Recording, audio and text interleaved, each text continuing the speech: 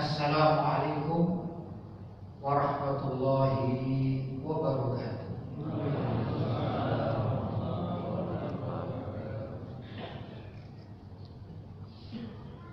Alhamdulillah, wassalatu wassalamu ala Rasulillah Sayyidina Muhammad ibn Abdillah wa ala alihi wa sahbihi wa man wala. Wala haula wala quwwata illa billah, amma ba'd. Hadratul karamin, ma'asyiral asatidzah al-kurama, bapak-bapak, ibu-ibu, hadirat jamaah Masjid Nurul Huda yang dirahmati oleh Allah. Alhamdulillah, malam hari ini saya bisa berjumpa, bersilaturahim dengan bapak-bapak semua dan ibu-ibu. Mudah-mudahan pertemuan kita malam hari ini dicatat oleh Allah Subhanahu wa taala sebagai amal ibadah yang pahalanya dilipat gandakan. Allahumma amin. Bapak-bapak dan ibu-ibu yang dirahmati oleh Allah, saat ini kita berada di tempat yang sangat mulia. Satu tempat yang diberi nama masjid, Masjidun min Masajidillah, masjid dari sekian banyak masjid-masjidnya Allah Subhanahu wa ta'ala.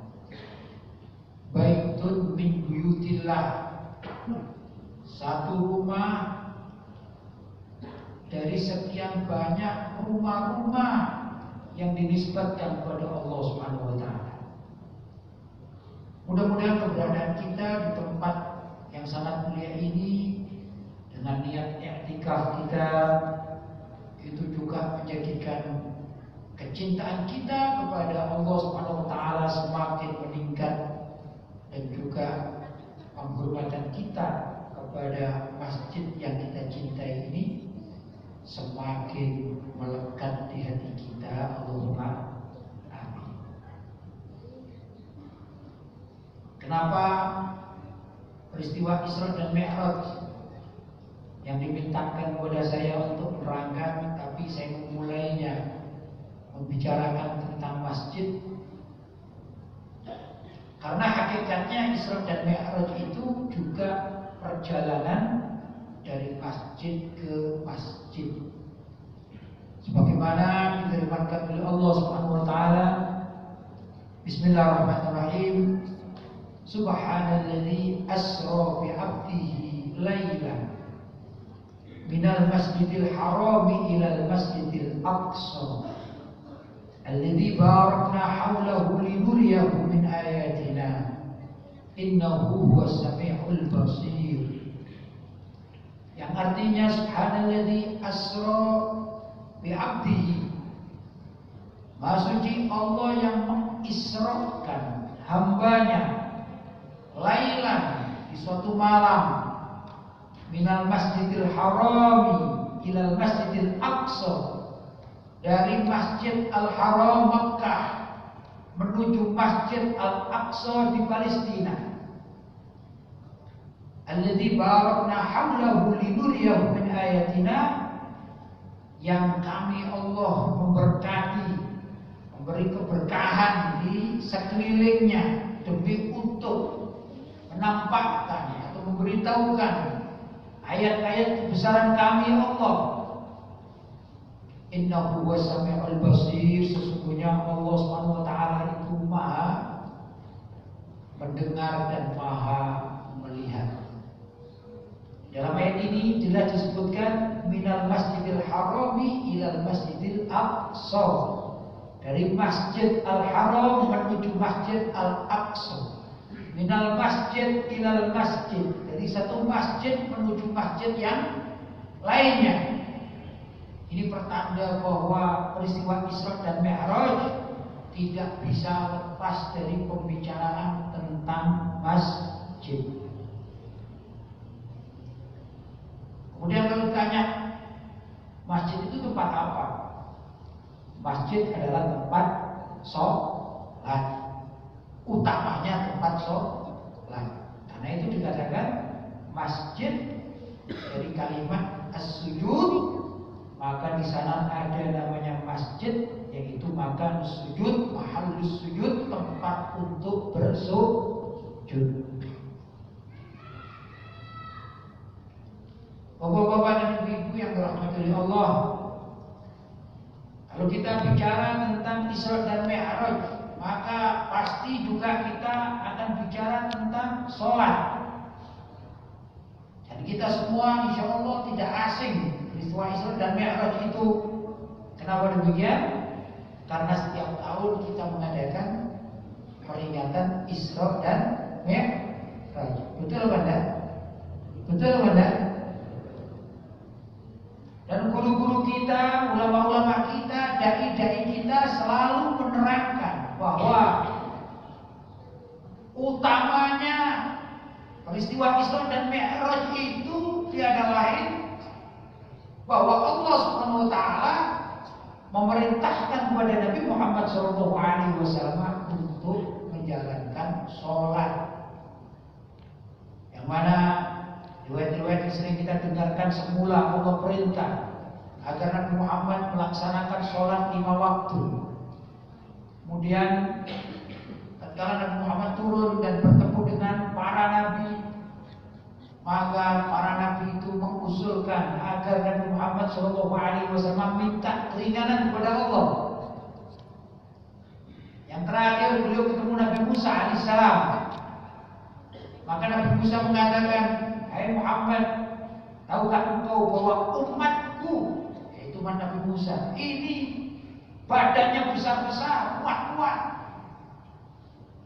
Tapi tatkala diperintahkan sholat, maka mereka itu banyak yang menghindar. Mereka banyak yang melalaikan sholat. Lantas bagaimana dengan umatmu? Orangnya kecil-kecil, macam kita ini, kan? Badannya kecil. Kalau Nabi Musa, ini umatnya badannya besar-besar, kuat-kuat. Sedangkan umatnya Nabi Muhammad terkenal badannya, tubuhnya kecil-kecil. Itu kalau 50 waktu pasti gak kuat."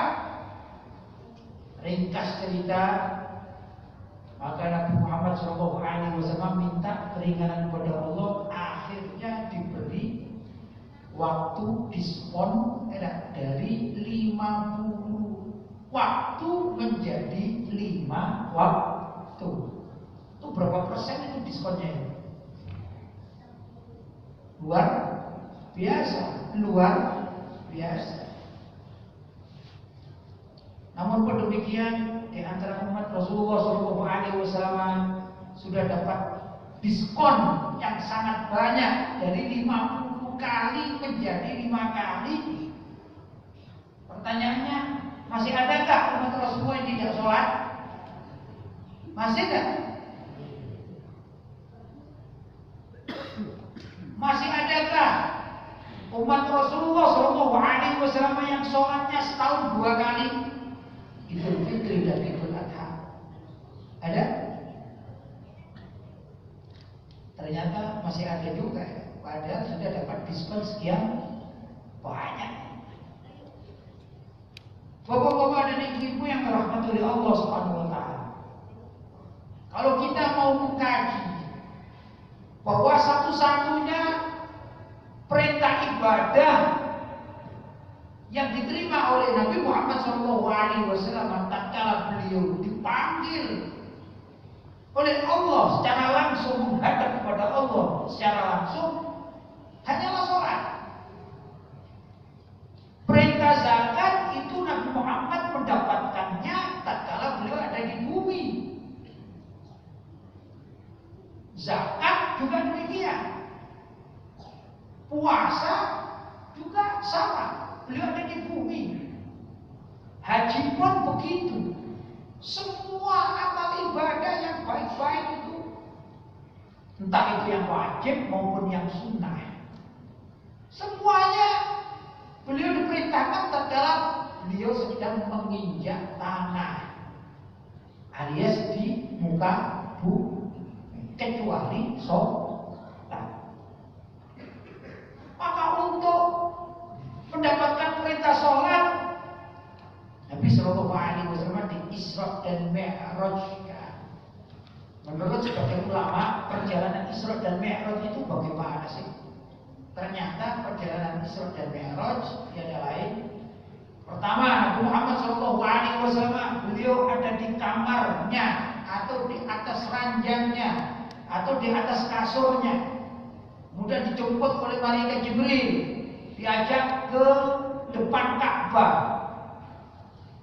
Dari Ka'bah atau Masjidil Haram, beliau lantas diajak pergi naik buruk menuju Palestina, masuk di Masjid Al-Aqsa di Palestina.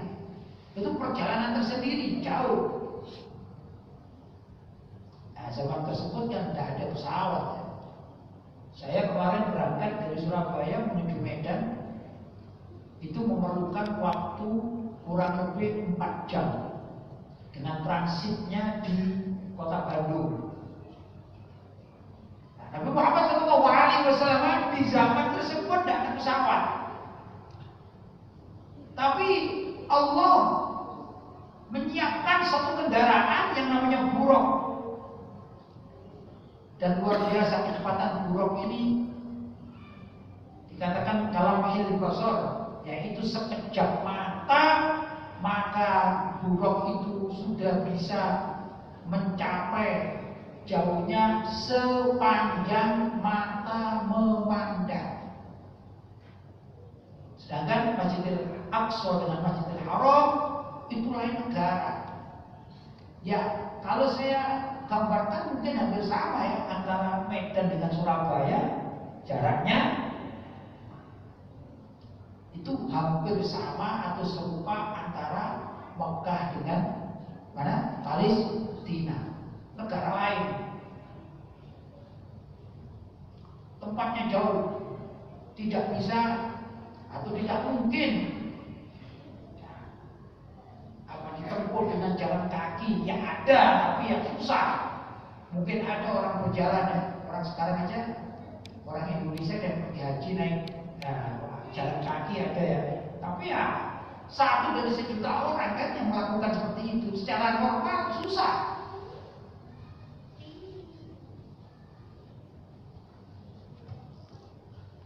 Nah, bapak-bapak dan ibu-ibu yang dirahmati oleh Allah,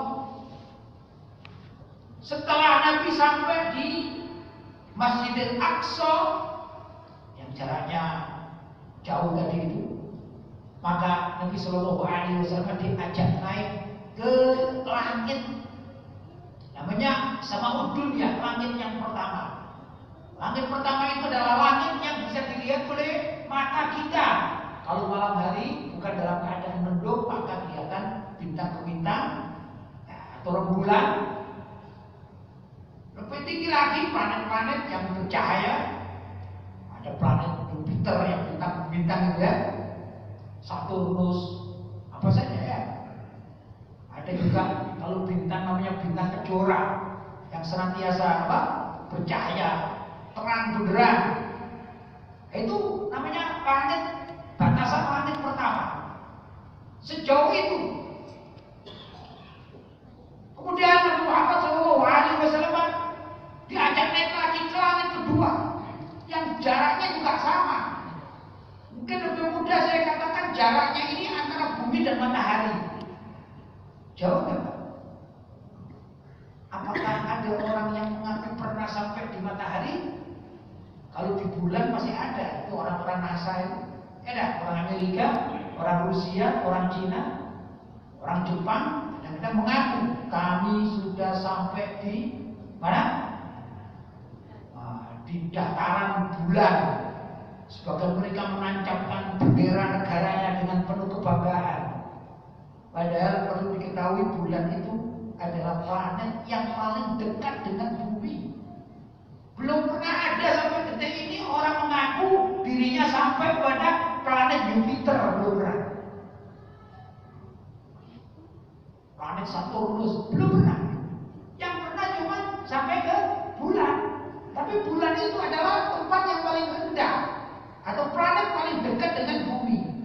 Sedangkan kalau matahari itu tidak terjangkau oleh manusia.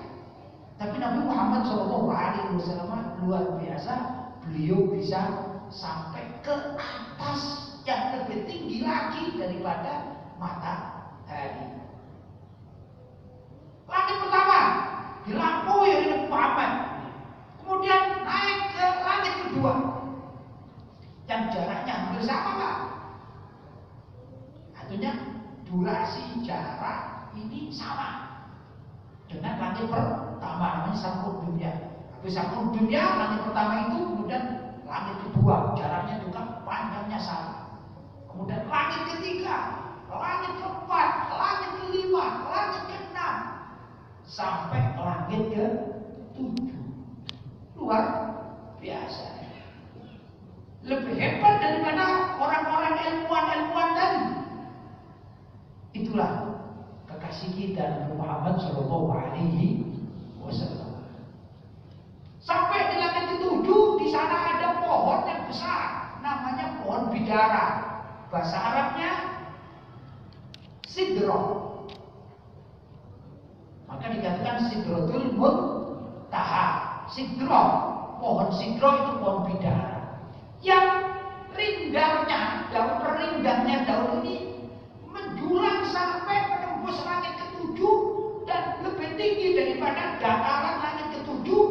Maka di atas pohon sidroh yang besar sekali, disitulah Nabi Muhammad SAW diajak turun oleh malaikat Jibril. Daunnya pohon bidara yang dilihat oleh Nabi itu besar-besar. Jaraknya pun bayangkan saja, akarnya itu ada di langit ke-6, sedangkan atas pucuk atasnya pohon itu di langit ke-7. Jadi ibarat ada pohon yang tingginya sama dengan ukuran bumi dengan matahari, begitu yang lebih mudah. Besar nggak kira-kira? Besar. Tidak mungkin kecil seperti pohon kelapa sampai menjulang jatuh kan ya. Maka pohon tersebut ukurannya besar. Karena itu Nabi Muhammad bisa mendarat di mana? Di atas pohon bidara yang terkenal dengan istilah Sidratul Muntaha. Kemudian Allah perintah pada Nabi Muhammad, tatkala malaikat Jibril mengajak beliau berhenti di Sidratul Muntaha, Allah perintah agar Nabi Muhammad naik lagi. Malaikat Jibril tidak diperkenankan untuk ikut, karena malaikat Jibril kalau aku ikut naik, diriku terbakar. Karena kemampuan malaikat Jibril hanya pada tempat yang namanya Sidratul Muntaha. Nabi Muhammad naik lagi. Yang menurut sebagian riwayat para ulama dikatakan naik sampai tambah 3 tingkat lagi, kalau ditotal menjadi 10 tingkat. Jadi kan tingkat pertama langit pertama kan gitu ya, kedua, ketiga, keempat, kelima, keenam, ketujuh, ditambah lagi ke-8, ke-9, ke-10. Yang dikatakan di atas langit ke-7 itu setiap jaraknya ini itu senantiasa diliputi atau diselimuti dengan 70 cahaya. Dibungkus 70 cahaya setiap saf-safnya ya, ke atas. Kalau menurut sebagian ulama, maka di atas itu ada namanya Lauhul Mahfuz, di atas langit atau di atas Sidratul Muntaha ada namanya Lauhul Mahfuz. Kemudian Muhammad disuruh naik lagi yang namanya Mustawa. Ini berapa itu? 9 ya. Maka Nabi Muhammad SAW tatkala berada di Mustawa, beliau disediakan kursi yang warnanya hijau. Kemudian naik lagi Nabi Muhammad sampai berada di bawah arsy. Tingkat berapa?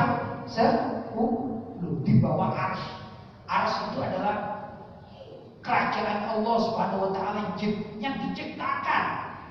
Berupa kerajaan yang diciptakan oleh Allah sama dengan ciptaan Allah yang namanya surga, neraka, Lauhul Mahfuz. Allah juga menciptakan satu tempat namanya arsy. Nabi Muhammad berada di bawah arsy. Kemudian Nabi Muhammad diperintahkan untuk berhenti di satu tempat tersebut.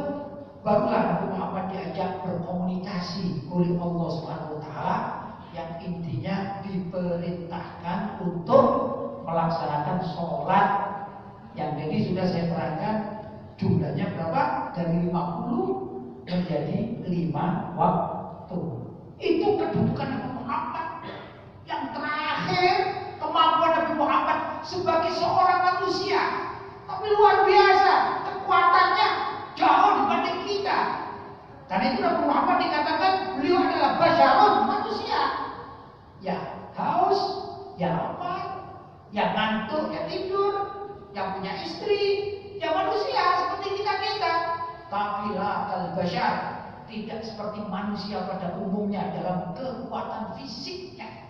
Belum bisa sampai di tempat yang paling tinggi sebagai kedudukan beliau menjadi makhluk Allah yang paling mulia.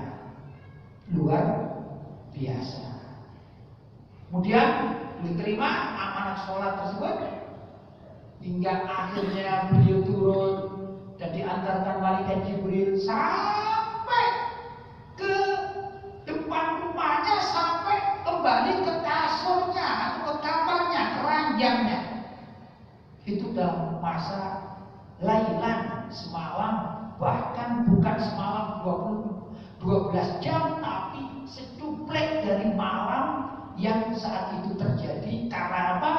Menurut sebagian para ulama, ranjang yang semula ditiduri oleh Nabi itu masih terasa hangat tatkala Nabi Muhammad sampai. Itulah kehebatan Rasulullah dalam mukjizat Isra dan Mi'raj. Karena itu kalau kita tiba-tiba malas untuk sholat, kan aneh. Kadang-kadang ada orang yang senang bersedekah, aktif bersedekah, tapi sholatnya malas. Kebalik enggak kira-kira? Kebalik enggak? Ada orang puasa, subhanallah, puasa Senin Kemis, kadang-kadang puasa Senin Kemis. Kalau Ramadan luar biasa, dia berpuasa, dia bersedekah, tapi ketika ditanya sholat sering telat. Aneh dia. Jadi perintah sholat yang sangat luar biasa dia tinggalkan, sedangkan perintah yang lain dia kerjakan. Ini hal yang terbalik. Mestinya bagaimana? Mestinya orang itu sholatnya didahulukan, baru yang lain-lain. Karena itu besok di akhirat atau di hari kiamat, pertama kali amalan seseorang yang dihisab, dihitung, diperhatikan, diteliti oleh Allah Subhanahu wa taala adalah ibadah sholat. Kalau sholatnya sempurna, tatkala dia menjalankannya waktu di dunia, maka semua amalan ibadahnya itu akan diterima oleh Allah Subhanahu wa taala. Kalau sholatnya sempurna. Tapi kalau sholatnya nggak sempurna, ya ada sholatnya, ya ada malasnya, ya kadang-kadang telat, ya kan? Kadang-kadang sholat asalnya sudah menjelang maghrib. Apalagi kalau di kota-kota besar karena macet, akhirnya sholat asalnya telat. Ya kan begitu, bagaimana kan darurat? Ya itu kan kerjaan. Orang itu utamanya adalah ibadah. Kerja nomor 2, bukan kerja nomor pertama, ibadahnya nomor 2. Itu kita biasanya, ya kan? Semestinya ada demikian orang itu. Mengejar akhirat jauh lebih utama daripada mengejar dunia. Ulama-ulama terdahulu dalam masalah sholat, ya, termasuk khususnya Rasulullah SAW mengajarkan sholat itu sangat luar biasa. Selalu didahulukan karena pentingnya sholat. Sangat penting sholat, menentukan nasib seseorang di hadapan Allah Subhanahu wa ta'ala. Di antara para ulama bukan sekedar sholat yang diperhatikan ini, yaitu keutamaan sholat berjamaah. Keutamaan sholat berjamaah.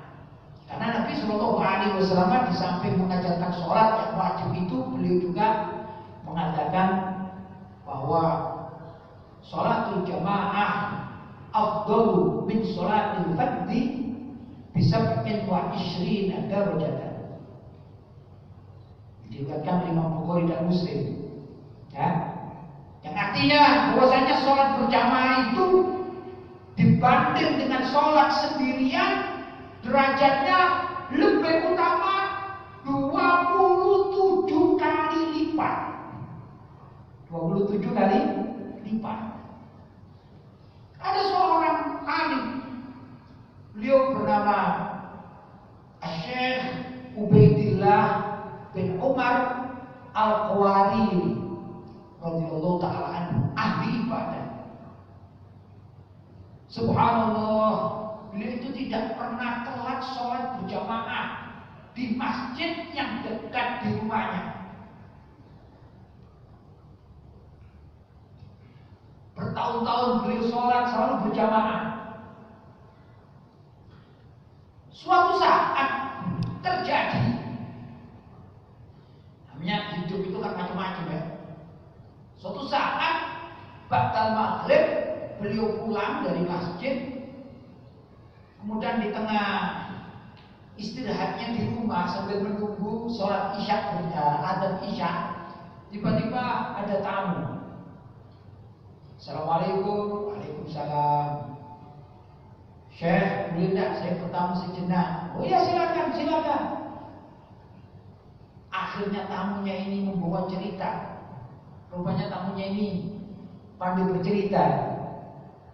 Tapi bukan saya tamunya, ya bukan saya. Tapi pandai bercerita juga tamunya. Ceritanya menarik. Begitu azan isya, ini Syekh Ubaidillah ibn Umar Al-Qawariri itu lupa. Saking asiknya mendengarkan ceritanya tamu tadi itu, sampai ada azan itu udah dihiraukan. Kan kadang-kadang kita begitu ya, ada suatu masa cerita dengan kawannya sampai asik-asik sampai lepas, itu namanya azan, betul? Pernah terjadi? Ya kalau misalnya orang yang gibol katanya, gila bola gitu ya. Wah ada main ini, mana ini ada main? Iya, Spanyol lawan mana? Argentina. Wah asik dia. Walaupun ada azan, Allahu Akbar, Allahu Akbar, lupa. Karena asik melihat bola atau lagi cerita bola yang suka bola. Nah kalau hari ini saya yakin dari sekian banyak ada orang yang asik dunia politik, betul. Kadang-kadang kalau bicara politik lupa, sampai azan pun lupa. Dia asik cerita tentang politik. Begitu juga saat tersebut Syekh sama Ubaidillah bin Umar. Sampai azan selesai, sholat berjamaah di masjid dekatnya itu selesai, baru sadar ini. Ya Allah, aku ini telat sholat berjamaah gara-gara tamunya pandai bercerita. Karena ada ya orang-orang yang memang asik kalau bercerita, asik sekali. Ya kan? Ada orang bercerita membosankan, ada orang bercerita asik, betul kan? Tamunya ini luar biasa. Nyesel itu. Syekh Ubaidillah nyesel.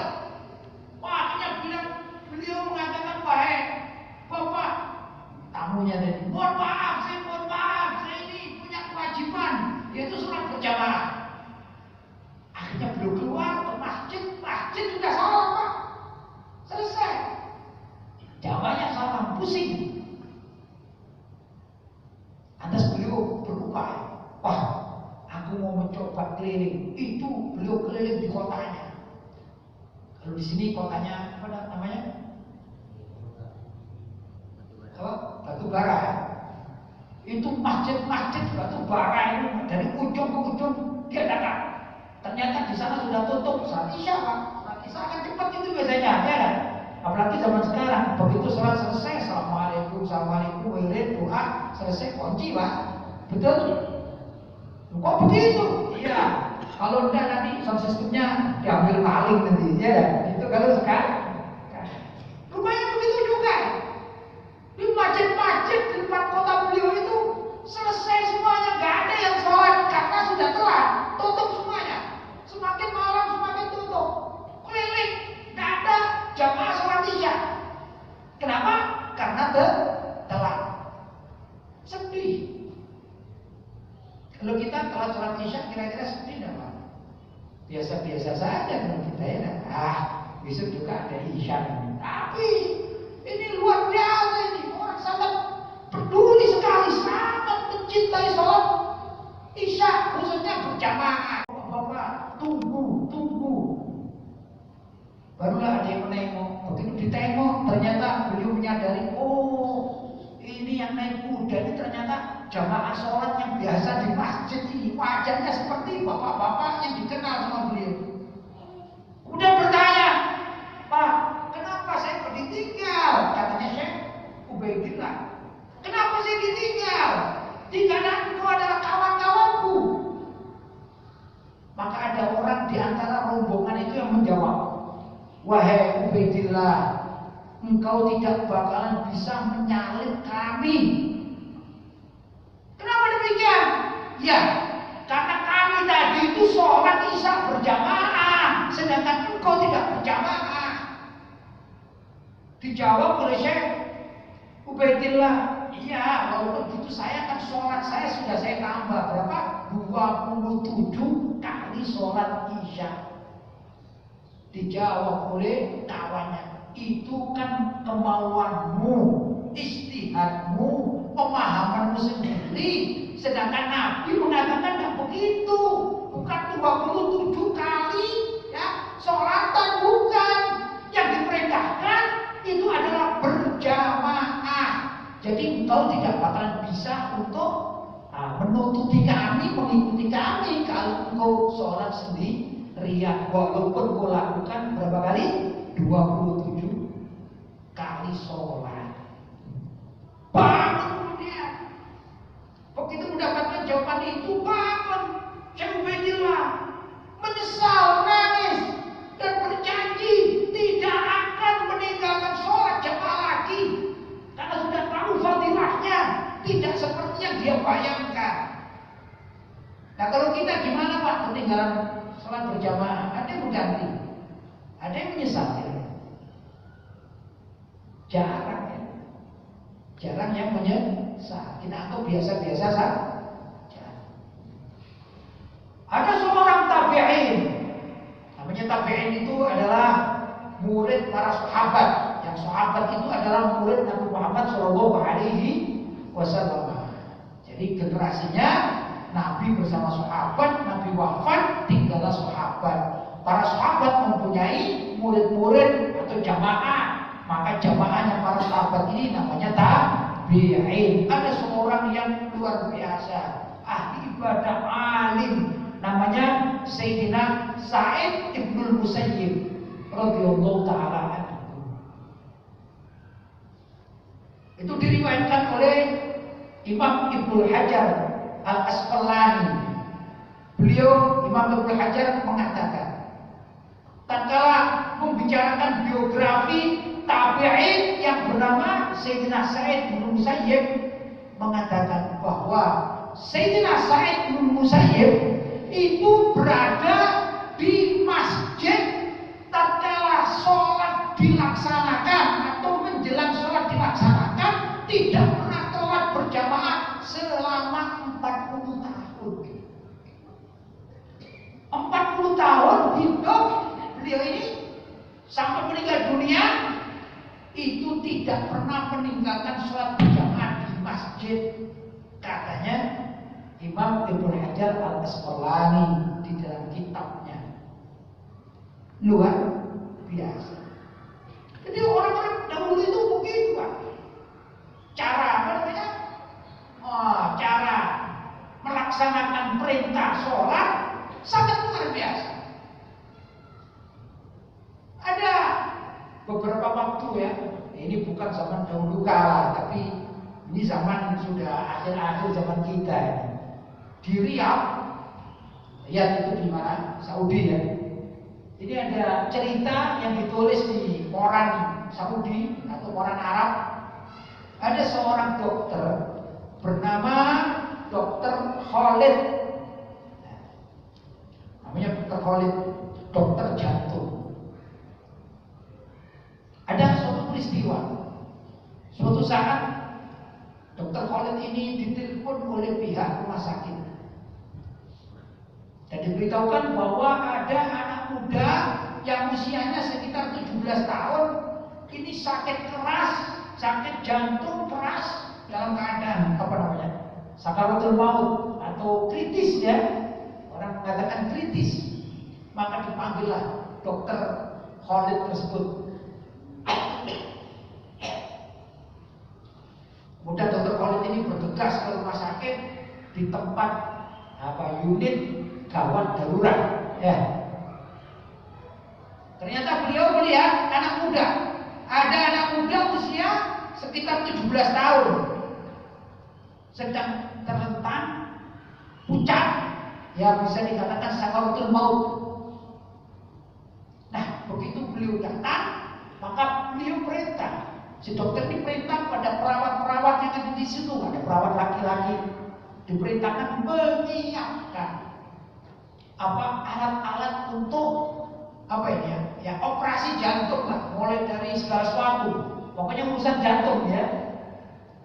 Mau diperiksa kan banyak itu ya urusan jantung ya, di scan dan segala macam urusannya. Mohon maaf saya juga tidak begitu paham karena saya tidak pernah melihat orang operasi jantung, jadi tidak paham apa saja ya. Tapi intinya dipersiapkan alat-alat untuk menangani penyakit jantung. Tiba-tiba si anak itu memanggil perawat yang diperintahkan oleh dokter tadi. Pegang tangannya perawat. Kemudian ditarik, didekatkan kepada mulutnya dan dibisikin. Ada salah seorang perawat yang dibisikin. Setelah dibisikin, tiba-tiba si anak tersebut baca syahadat. Asyhadu an la ilaha illallah wa asyhadu anna Muhammadar Rasulullah. Kemudian tersenyum meninggal dunia. Tersenyum dan meninggal dunia. Itu perawatnya menangis. Kemudian Dokter Khalid ini heran. Oh, namanya perawat di tempat gawat darurat. Kalau melihat orang mati itu kan biasa, Pak. Betul kan? Di dokter-dokter itu yang ahli bedah melihat orang mati biasa nggak, Pak? Sudah biasa. Bukan sekedar 1-2 yang mati, Pak. 10 pun ya biasa aja. Kalau kita mungkin melihat orang mati masih menangis, tapi kalau kerjaannya itu ya nggak menangis lagi sudah. Ya, nggak menangis lagi. Tapi subhanallah, ini perawat, begitu si anak muda ini meninggal dunia, tiba-tiba menangis. Maka Dokter Khalid heran. Ini ada perawat yang mengurusi anak muda sampai meninggal dunia, kok tiba-tiba perawat yang menangis. Penasaran dokternya, Pak. Bu, Ibu, tolong putrinya ya. Tolong putrinya, biar tidak rame ya.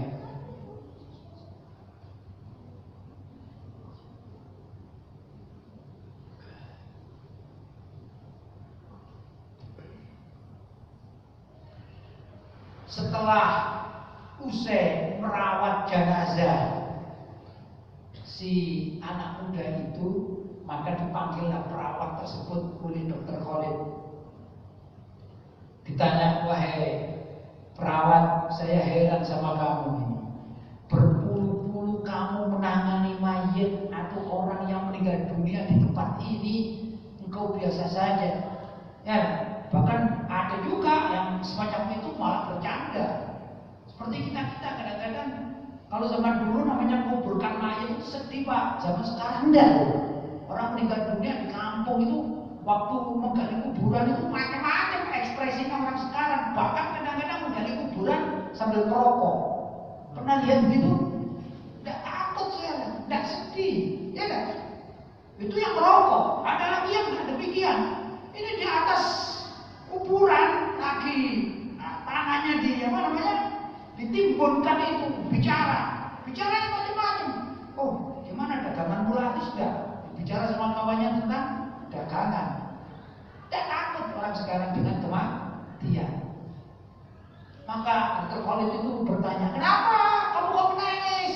Aneh. Dijawab oleh perawatnya begini, iya dokter, tadi itu tatkala engkau datang dan engkau perintah kami untuk mempersiapkan alat-alat untuk memeriksa jantung si anak muda. Tiba-tiba anak muda itu pegang saya dan membisiki begini, Pak, tolong sampaikan kepada Pak dokter itu, ditunjuk dokter Khalid ini, tidak usah repot-repot, karena sesungguhnya aku ini sudah mati. Dan sekarang pun aku ditampakkan oleh Allah. Ada surga, di sana ada bidadari yang menanti diriku. Jadi dokter nggak usah repot-repot, biarkan saja, ikhlaskan. Subhanallah.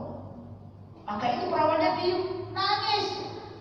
Yang selama ini menangani mayat-mayat yang lain tidak ada apa-apa, ini tiba-tiba mendapatkan berita bahwa si mayat pemuda tadi itu sudah melihat surga dengan isi surga dan bidadari yang menantinya. Penasaran, dokter Khalid penasaran. Dia teliti mana rumahnya anak ini mana, sampailah ketemu di kampung. Ya, waktu penguburan ikut dokternya penasaran. Kemudian dokternya itu menemui keluarganya dan bertanya, kira-kira apa rahasia anak muda ini? Katanya, oh kalau anak saya, ya rumah saya kan ini, itu loh masjid, itu masjid. Anak saya ini, setahu saya tidak pernah telat sholat subuh di masjid. Tidak pernah telat sholat subuh berjamaah di masjid. Itu saja yang saya tahu. Selebihnya dia kerja, dia belajar sebagaimana umumnya anak-anak yang sekolah-sekolah, yang kuliah-kuliah. Tapi setiap subuh saya tahu persis anak saya ini bangun duluan, kemudian pergi ke masjid dan sholat bersama dengan jamaah masjid. Nah, dokter belum puas. Maka dokternya pergi ke masjid menemui orang-orang yang ada di situ dan bertanya, apa yang dilakukan oleh anak muda yang meninggal ini? Maka orang-orang ahli masjid mengatakan, oh itu anak tersebut luar biasa memang. Kami tahu ini setiap menjelang azan dia datang, dia mengambil Al-Quran, baca Al-Quran, entah itu lama atau sejenak tergantung dari waktunya, tapi dia selalu begitu sampai menunggu sholat subuh, kemudian dia pulang. Tadi pagi, ini peristiwa meninggal ini, tadi pagi ya, itu dia juga begitu. Habis datang ke masjid, ngambil Al-Quran, baca, kemudian baca Al-Quran tidak begitu lama, kemudian iqomah. Nah, begitu iqomah, anak tersebut berdiri mengembalikan Qurannya atau mushafnya di tempat almari sebagaimana umumnya. Tiba-tiba dia roboh. Rupanya anak ini punya penyakit jantung. Nah, karena itu jamaah masjid sepakat membawa anak ini seizin keluarganya ke rumah sakit. Ya kami tahunya cuma di mana UGD, unit gawat darurat. Ya kamu letakkan sana, kemudian selesai. Keluarganya yang menjaganya. Kami sebagai orang jamaah masjid ya sudah selesai tugas kami. Ternyata si anak muda yang setiap hari ini istiqomah, apa itu? Menjelang subuh datang, yang membaca Al-Quran, itikaf walaupun sejenak, kemudian sholat subuh berjamaah di masjid, Itulah yang menyebabkan Allah membuka rahasia baginya bahwa dia telah melihat surga dan bidadari yang telah menunggunya, sehingga anak tersebut ikhlas dipanggil oleh Allah Subhanahu wa Ta'ala. Ya, luar biasa. Nah, kalau melihat cerita demikian, kira-kira kita ini ingin tidak mengikuti langkah-langkah orang-orang yang baik-baik dan itu yang ahli ibadah? Kalau memang dunianya harus demikian, yang dekat masjid, ya, itu istiqomah yang perlu digalakkan pada kita dan anak-anak kita, keluarga kita. Luar biasa, luar biasa. Karena itu bapak-bapak dan ibu-ibu yang dirahmati oleh Allah SWT, dalam kegiatan Isra dan Mi'raj, yaitu tentang bagaimana Nabi Muhammad SAW mendapatkan perintah untuk sholat. Dari peristiwa Isra Mi'raj itu, marilah saya mengajak diri saya sendiri dan juga saudara-saudara, ayo kita rajin sholat. Tapi kalau bisa jangan sekedar sholat, tapi kita berusaha untuk senantiasa sholat berjamaah agar mendapatkan fadilah sebagaimana yang disebutkan dari cerita-cerita yang saya bawakan tadi atau saya sampaikan.